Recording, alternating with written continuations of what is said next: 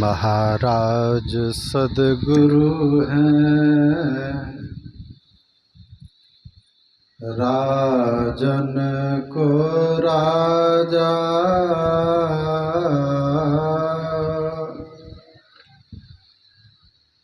जिनकी कृपा से सर सर्व काजा। भन में सोई परम गुरु नमामि।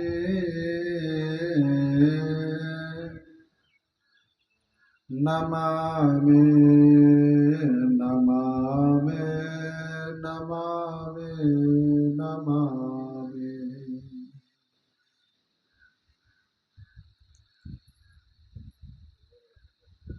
कृपा करो करुणा निधि, राखहु सुधि हमार। दर्शन की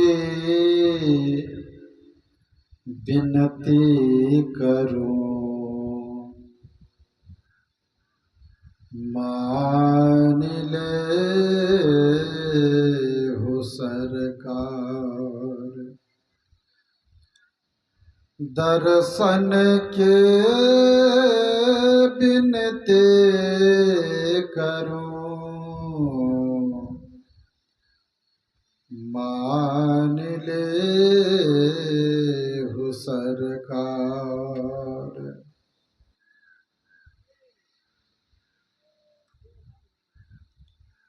सर्वोच्च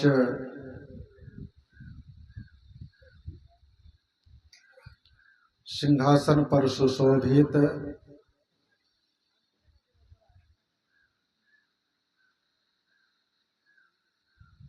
हर क्षण स्मरणीय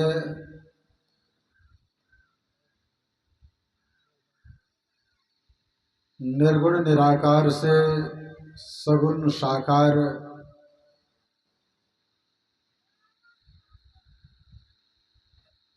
रूप धारण करके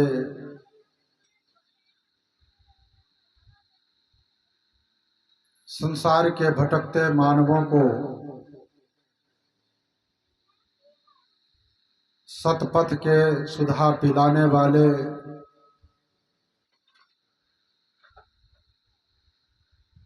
तद्रूप उस ब्रह्म में लीन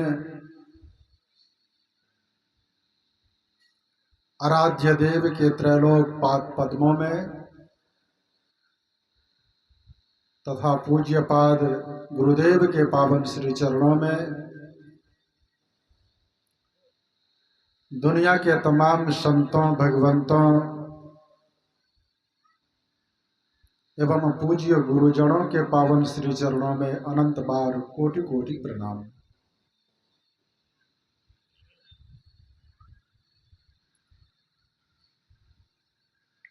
इस सत्संग स्थल पर पधारे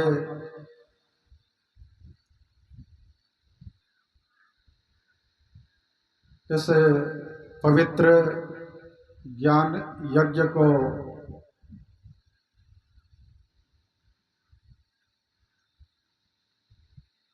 सुशोभित करने वाले और मानव जीवन को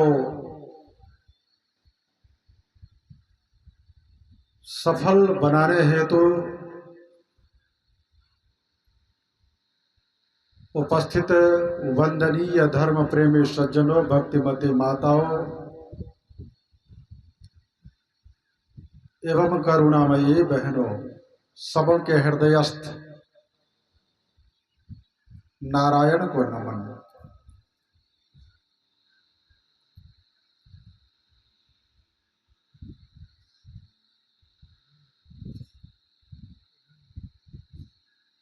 मर्यादा पुरुषोत्तम भगवान श्री राम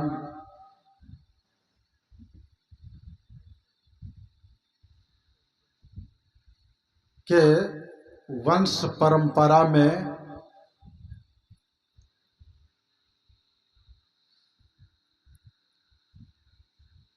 एक राजा हो गए, उसका नाम था राजा विक्रमादित्य।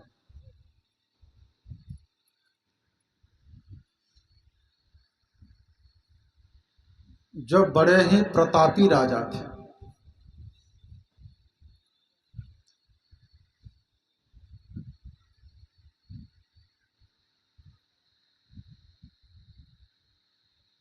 वे ऐसे राजा थे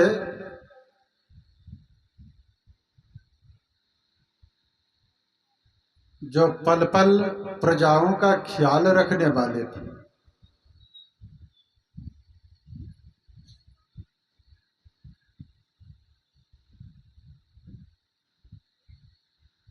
ख्याल इसीलिए कि एक तो राजा थे,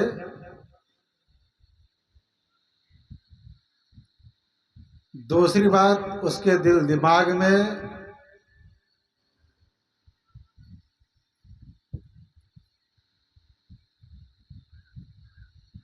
यह बैठा हुआ था कि संसार के जितने मानव हैं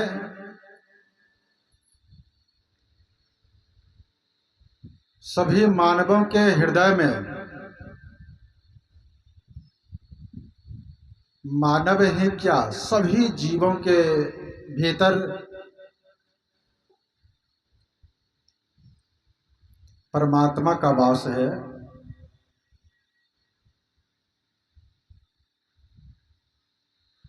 वेद भगवान की वाणी को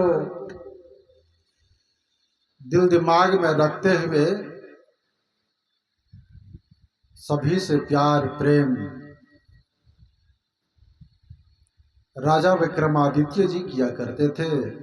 ईशावास्य मिदंग सर्वं यत्किंच जगत्यां जगत तेन त्यक्तेन भुंजिथा मा गिरिधः कस्वस्विधनम। साई के सब जीव हैं कीड़ा कुंजर द्वय, कापर कृपा कीजिए कापर निर्दय हो। इसीलिए राजा विक्रमादित्य जी सबके ऊपर बड़े दया भाव से, बाहरी प्रेम नहीं भीतर से प्रेम किया करते थे। दिखावे का प्रेम नहीं, अंदर से प्रेम।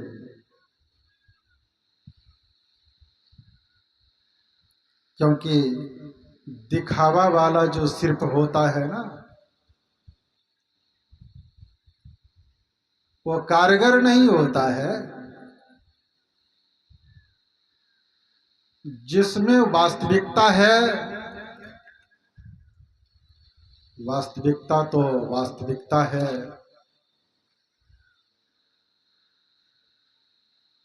बड़ा ही सुंदर आया,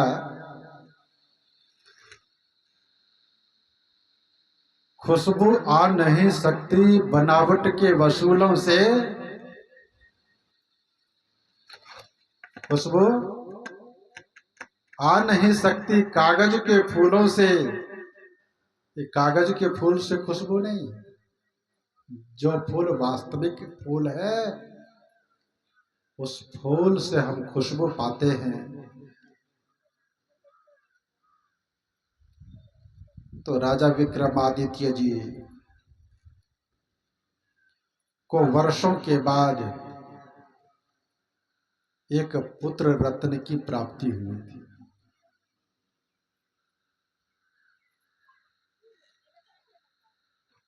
क्योंकि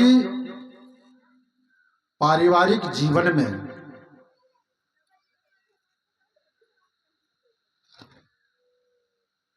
पुत्र कमल के समान होता है।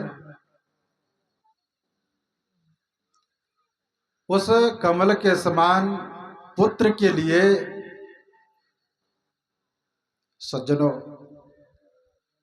संसार के लोग परेशान रहते हैं। क्योंकि पुण्य नामक नरक से त्राण करने वाले पुत्र होते हैं।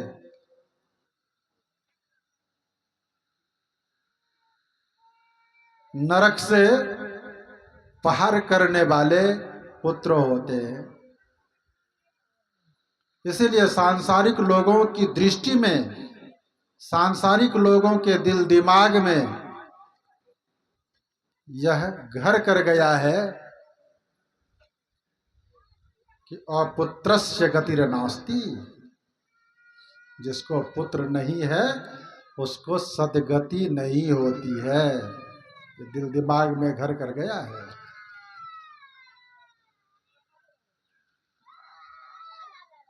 और जब पुत्र हो जाए तो आप मोक्ष प्राप्त कर लेंगे।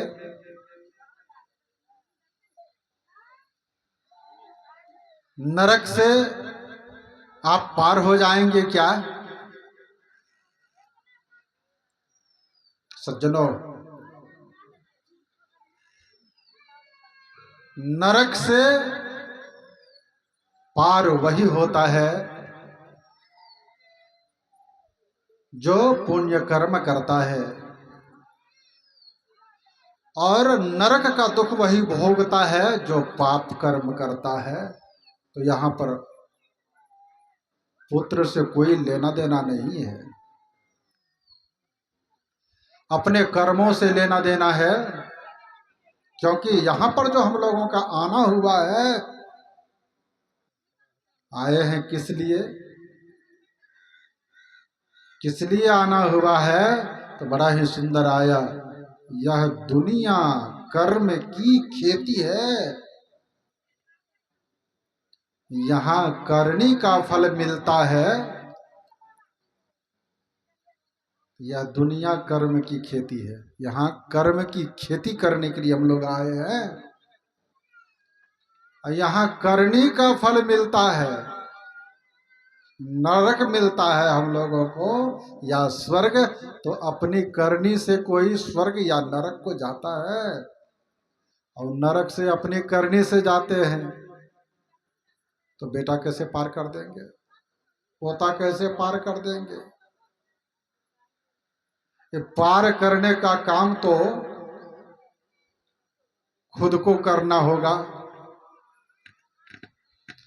उद्धार पाना अगर चाहते हैं तो उद्धार अपना आप कर, निज को न गिरने दे कभी। नर आप ही है शत्रु अपना, आप ही है मित्र भी। अगर उद्धार करना चाहते हो, उद्धार पाना चाहते हो, तो उद्धार अपना आप कर। अपने से आपका उद्धार करना होगा, अपने से अपने का उद्धार करना होगा। निज को न गिरने दे कभी, अपने आप को गिरने नहीं देना है। जब गिर जाएंगे तो फिर उद्धार नहीं। उद्धार अपना आप कर, निज को न गिरने दे कभी। नर आप ही है शत्रु अपना, आप ही है मित्र भी। अपना शत्रु मनुष्य आप ही है। सज्जनों, तो अपुत्रस्य गतिर् नास्ति। लोगों के दिल दिमाग में है कि जिसको पुत्र नहीं है उसकी सदगति नहीं होती है।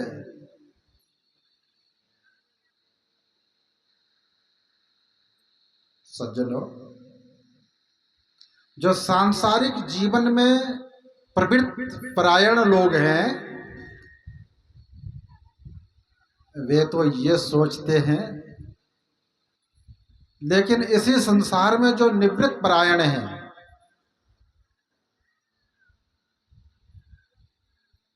जो संसार को ही वसुधैव कुटुंबकम,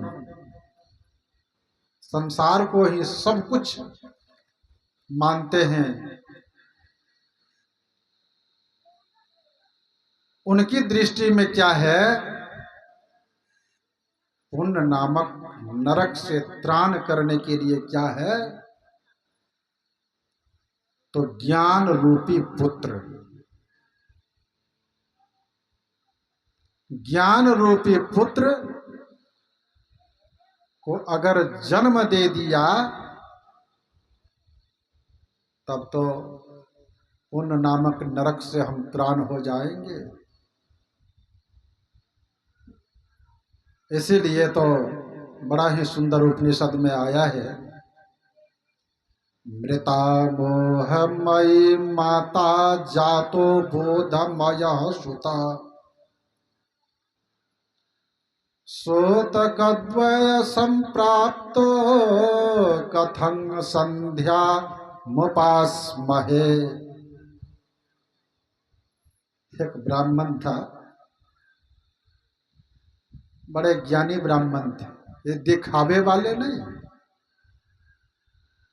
आज तो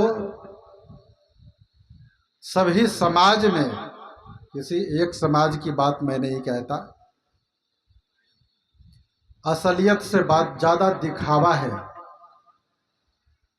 तो वे जो ब्राह्मण थे ना, दिखावे वाले नहीं थे, ब्रह्म ज्ञानी थे। ब्रह्म का साक्षात्कार करने में तत्पर रहने वाले, अग्रसर रहने वाले, महापुरुषों के ज्ञान को धारण करने वाले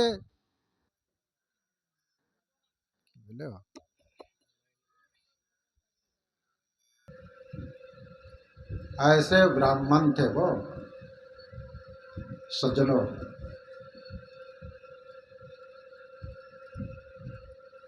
उनकी जो धर्म पत्नी थी, माँ बहन, तो बड़ी श्रद्धा रूपा होती है। भक्ति भावना में ओतप्रोत माँ बहन जितनी होती है ना, उतने पुरुषों को कहाँ श्रद्धा है, प्रेम है, उतना नहीं है जितनी माँ बहनों को। इसीलिए तो श्रद्धा रूपा कहा गया है। वर्णानां मर्थ संघानां रसानां छंदसामपि मंगलानां च करतारो वंदे वाणी विनायको भवानी शंकरो वंदे श्रद्धा विश्वास रूपिणो। ऐसा रामचरितमानस का जो 7 श्लोक है, पूरे रामचरितमानस को पढ़ने से जो फल मिलता है, मात्र 7 श्लोक है। उस 7 श्लोक को पढ़ लेंगे तो पूरे रामचरितमानस का फल मिलता है वहां पे।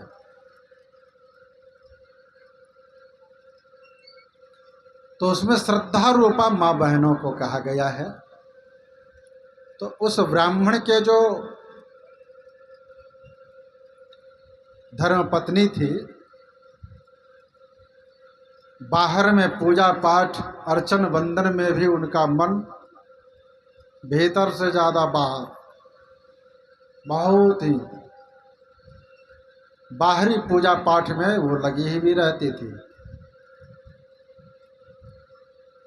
और उसके जो पति थे तो बाहरी पूजा पाठ में नहीं, लेकिन भीतर से ज्ञानी थे, वास्तविक रहस्य को जानने वाले थे।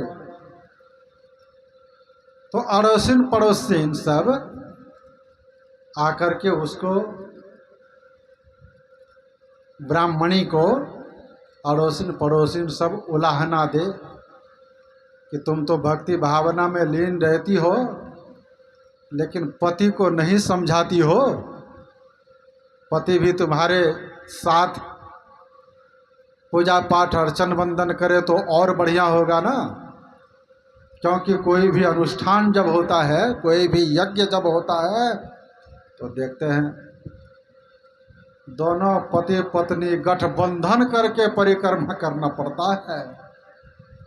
उस यज्ञ को सफल करने के लिए ऐसा विधि विधान है हम लोगों के धर्म शास्त्रों में।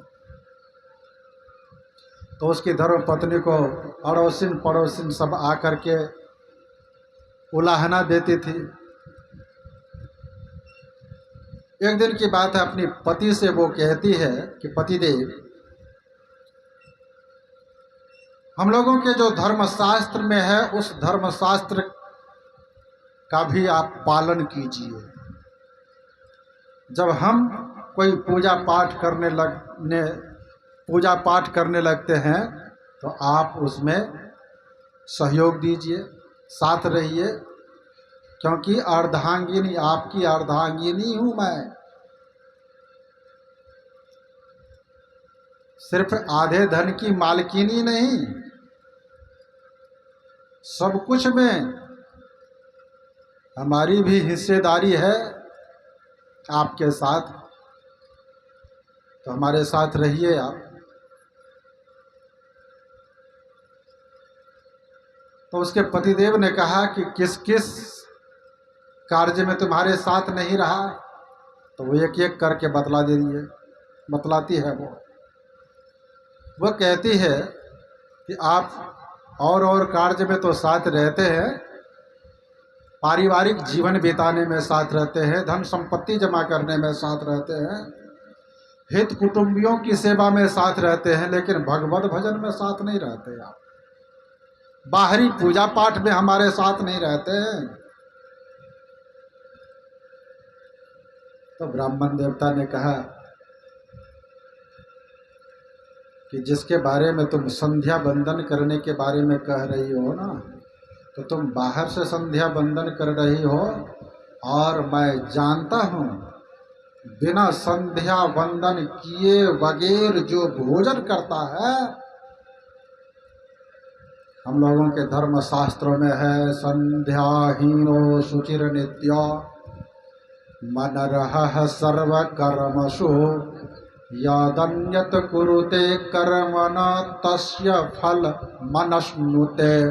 संध्या वगैर किए बिना जो भोजन किया जाता है, अर्थात पूजा पाठ अर्चन वंदन किए बिना जो, और प्रसाद जो भोजन करेंगे, उस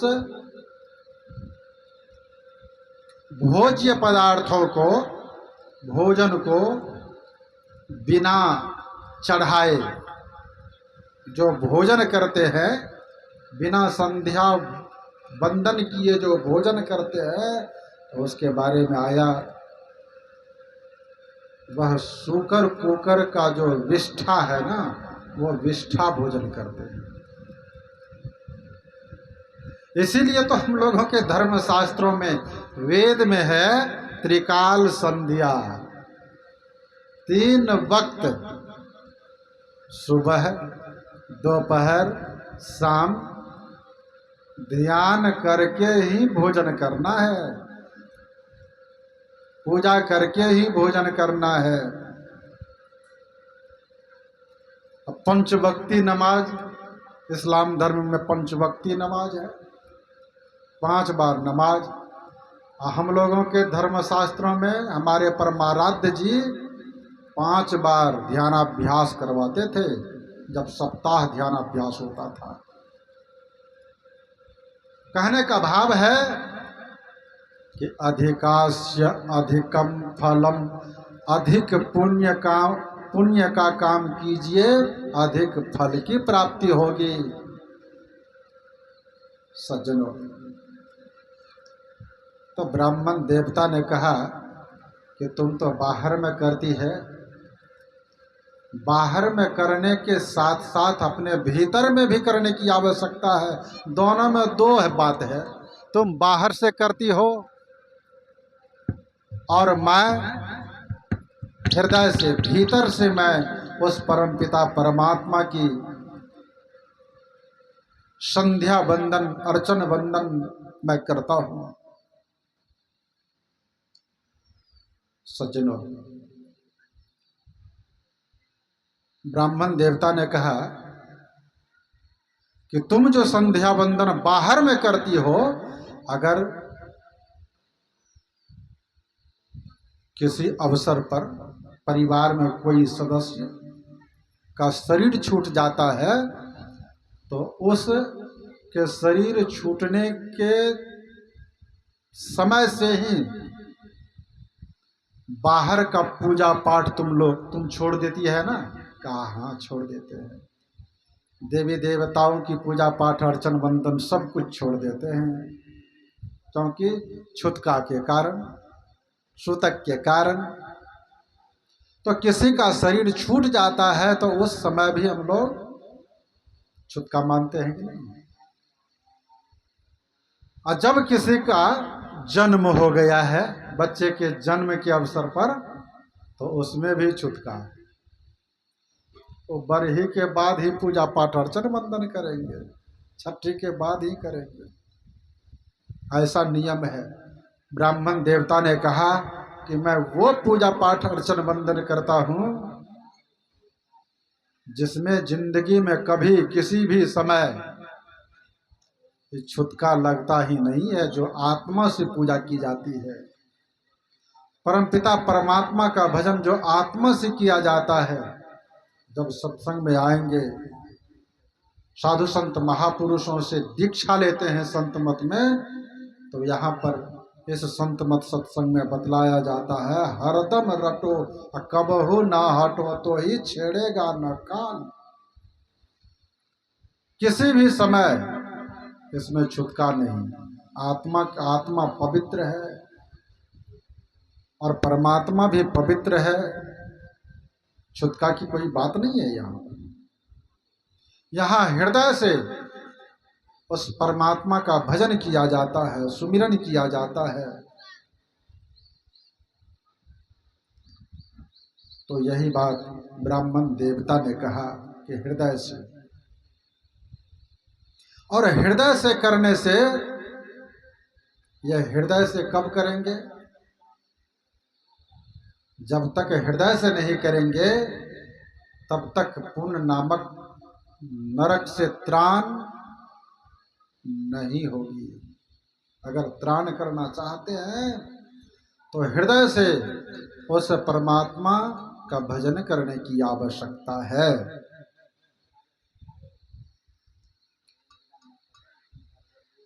ऐसे नहीं, जब संसार का काम बिना सीखे हम नहीं कर सकते हैं, तो परम पारमार्थिक काम वैसे कैसे हो जाएगा बिना सीखे? आज लोग पूजा पाठ अर्चन बंदन खूब करते हैं, भक्तों की कमी नहीं है, लेकिन सीख करके नहीं, देखा देखी। फलाने को देखे, फलाने देवताओं के पास फूल चढ़ाने से मनोकामनाओं की पूर्ति हो गई है, बस शुरू। तो किसी से सीखे नहीं है। लेकिन यहाँ तो कहते हैं सीख करके करना है, क्योंकि देखा देखी भक्ति का कबहू न चढ़सी रंग, उसके ऊपर रंग नहीं चढ़ेगा। देखा देखी करने से काम नहीं, सीख करके। इसीलिए यहाँ पर सीख करके क्या करने की आवश्यकता है? सीखना क्या है? तो ज्ञान सीखना है। इसीलिए बड़ा ही सुंदर आया हमारे सदगुरु महर्षि में ही परमहंस जी महाराज कहते हैं, गुरु ज्ञान रूप सूर्य उनकी ज्योति अनूप, गुरु ज्ञान सूर्य रूप उनकी ज्योति अनूप, भजो साध गुरु ये, भजो साध गुरु ये। गुरु का जो ज्ञान रूप सूर्य है, वो ज्ञान रूप सूर्य जब अपने अंदर में हो जाएगा तो बड़ा ही सुंदर आया, वो डिवाइन लाइट हमारे आपके अंदर में प्रकाशित हो जाएंगे। When your eyes will be single, whole body is the bright and divine light.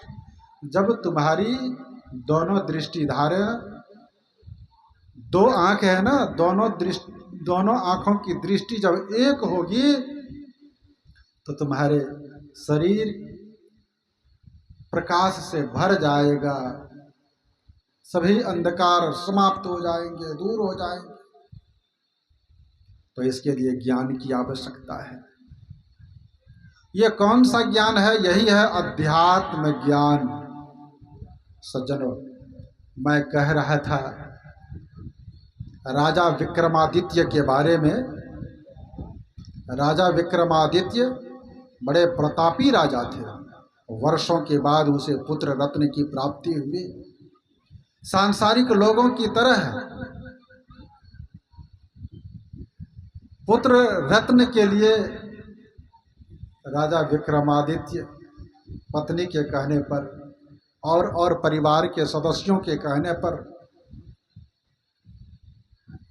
न जाने कहां कहां माथा जा कर के टेके, मन्नत किए और उन मन्नतों की पूर्ति हुई। बुढ़ापे में कहा जाए, वर्षों के बाद कहा जाए, एक पुत्र का जन्म हुआ। उसका नाम रखा कुमार भोज। कुमार भोज। लेकिन शरीर तो एक समान रहता नहीं है। बड़ा ही सुंदर आया, जिसकी बर ही हो चुकी है और उसकी तेरही भी होगी। यही तो ध्रुव सत्य है। राजा विक्रमादित्य का जब चलने की बारी आई, समय आया, तो अपने बेटे का हाथ अपने भाई मुंज के हाथ में देते हुए कहा कि भाई मुंज, अब मैं इस असार संसार से जा रहा हूं और इसकी देख रेख, इसका लालन पालन, ये सब तुम्हें करना है। देखिए, मुंज को कह करके गए राजा भोज, ये कुमार भोज का हाथ पकड़ाते हुए कहे थे और शरीर छोड़ दिए। मुंज उनके सभी जो क्रियाकर्म होते हैं, राजा विक्रमादित्य से छोटे भाई थे मुंज, वो सब कुछ किए। और उसके जो बेटे थे उससे अग्नि संस्कार वगैरह सब कुछ कराए। जब सब कुछ संपन्न हुआ तो मुंज के दिल दिमाग में क्या हो गया, अभी तो यह बच्चा है, भोज अभी बच्चा है, अभी कच्चा है, इसको हमारे भाई साहब अर्थात इसके पिताजी इसको पढ़ने के लिए दिए थे गुरुकुल में, विद्या अध्ययन कर रहा था। पिताजी के गुजरने के बाद इसको वहां से हम लाए हैं और कुछ दिन पहले हमारे हाथों में हमारे भाई साहब ये भोज को दिए हैं। लेकिन राजा विक्रमादित्य तो राजा थे, उसके भाई न हम हैं, तो सारी संपत्ति की जब बंटवारा होगी तो आधे धन के मालिक ही होंगे हम, पूर्ण नहीं। पूर्ण कब होंगे? जब तक यह कुमार भोज रहेगा पूर्ण नहीं हो सकेंगे। और कुमार भोज जब नहीं रहेगा तब हम पूर्ण हो जाएंगे। देखिए, पूर्ण होना चाहते हैं, सब चाहते हैं कि हम पूर्ण हो जाएं, धन दौलत संपन्नवान हम हो जाएं, और उससे कभी कोई नहीं कहते कि अब पूरा हो गया। कहते हैं धन संपत्ति हमारे पास बहुत है, अब चाहनाओं कि हम अंत कर देते हैं, ऐसा नहीं करते। उदाहरण बड़ा ही सुंदर आया नागनिष्ठ्यति काष्ठानां नापगाना महोदधि नान्तक सर्वभूतानां पुंसांग वाम लोचना। कहने का भाव, उदाहरण बड़ा सुंदर दिया गया कि आग में लकड़ी डालते जाइए, डालते जाइए, डालते जाइए, और उस अग्नि देवता के सामने प्रणाम भी कीजिए कि हे अग्नि देवता, आप शांत हो जाइए, बुझा जाइए, बंद हो जाइए, लकड़ी डालना मत छोड़िए। तो क्या होगा, कभी वो बंद होंगे? कभी? लकड़ी डालते चलिए, डालते चलिए, और एकदम आगे बढ़ते जाएगा वो। नागनिष्ठ्यति काष्ठानां, ठीक उसी प्रकार सांसारिक धन संपत्तियों में, विषय भोगों में मन को लगाते जाइए, लगाते जाइए, लगाते जाइए, तो शांत होने वाली नहीं है। तब शांत होने की उपाय क्या है, कैसे शांत किया जाए? तो बड़ा ही सुंदर आया, संतोषम परम सुखम। संतोष में वास्तविक सुख है, शांति है, संतोष। तो धन संपत्ति में संतोष नहीं करते हैं, विषय भोगों में संतोष हम नहीं करते हैं, सांसारिक पदार्थों को पाने में संतोष नहीं करते हैं, लेकिन भगवान के भजन में तुरंत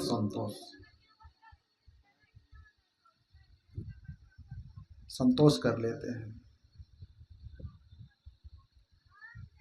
सज्जनों, जहां पर हमें संतोष नहीं करना है वहां संतोष करते हैं, जहां संतोष नहीं करना है वहां हम संतोष कर लेते हैं। मुंज ने सोचा कि जब तक ये कुमार भोज रहेगा ना, तब तक हम पूर्ण नहीं हो सकेंगे। यहाँ तो आया, ओम पूर्णस्य पूर्णमदं पूर्णात् पूर्णमुदच्यते पूर्णस्य पूर्णमादाय पूर्णमेवावशिष्यते। पूर्ण परमपिता परमात्मा ही है और सब अपूर्ण है। तो उस पूर्ण परमपिता परमात्मा का भजन कीजिए। लेकिन मुंज के दिल दिमाग में हुआ, अगर ये बात जानते, परमात्मा के बारे में जानते, तो ध्यान भजन सत्संग सुमिरन करते, भाई होने से क्या हो जाएगा। राजा विक्रमादित्य तो बड़े प्रतापी राजा थे, बड़े यशस्वी वर्चस्वी सब थे, दयालु भी थे, लेकिन उसी का भाई मुंज था, जिसको दया भाव के साथ जीने के लिए संकेत करके उसके बड़े भाई गए, लेकिन उसके मन में क्या क्या पाप हो रहा है सो देखिए। कुमार भोज जब गया, उसको भेजा गया पढ़ने के लिए, पहले से ही पिताजी व्यवस्था कर चुके थे, उसी स्कूल से लाए थे उसको सभी कर्म कराने के लिए। अब फिर मुंज उसको भेज दिए वहां पर पढ़ने के लिए।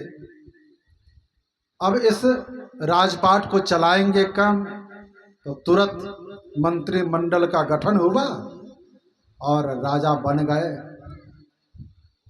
कारोबार रोजगार सब चल रहा है। मन में हुआ कि जब तक वह छोटा है, बच्चा है, तब तक हम राजपाट चला रहे हैं, इसका विकास हम कर रहे हैं, और जब वह पढ़ लिख करके तालीम हो जाएगा, बड़ा हो जाएगा, तब तो इस राज्य के आधा अधिकारी तो वही होंगे। आधा नहीं हो, आधा में तो भारी बाधा है, इसीलिए उसको किसी कारणवश इसको समाप्त ही कर देना है। देखिए,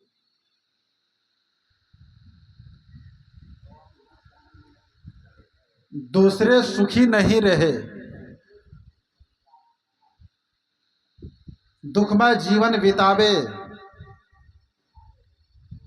आज लोगों को अपनी दुख से जितने लोग दुखी नहीं हैं, अपने दुख से जितने लोग दुखी नहीं हैं, उतने आज दूसरों के सुख को देख करके दुखी हैं।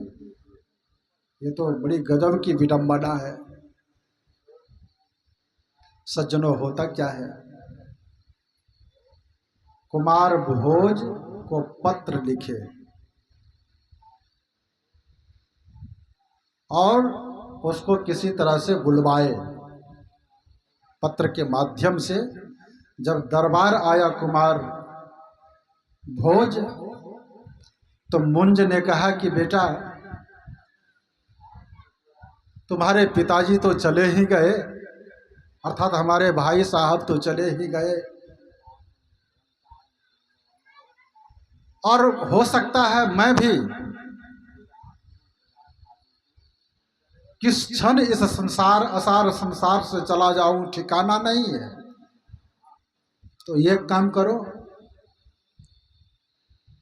कम से कम हमारे सामने में तुम अपने राज्य का भ्रमण कर लो, कहाँ तक राज्य है तुम्हारा, अपनी सीमाओं को देख लो, जिससे कोई पड़ोसी राजा भविष्य में तुम्हारे राज्य सीमा के अंदर नहीं आ जाए। तो राज्य सीमा को एक बार जरूर दर्शन कर लो, देख लो। 2 जल्लाद को फीट किए थे। कौन? मुंज, उसके चाचा जी, और उसी के साथ में एकदम साधारण वेश में, एक इंसान के वेश में उसको साथ लगा दिए जल्लाद को, जाओ इसको सीमा घुमा दो। उस सीमा घुमाने के लिए क्या जाएंगे?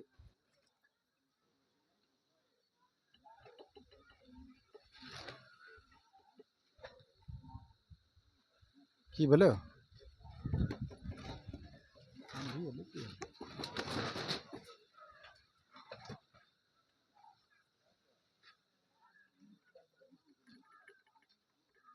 जनरेटर स्टार्ट कराओ ना।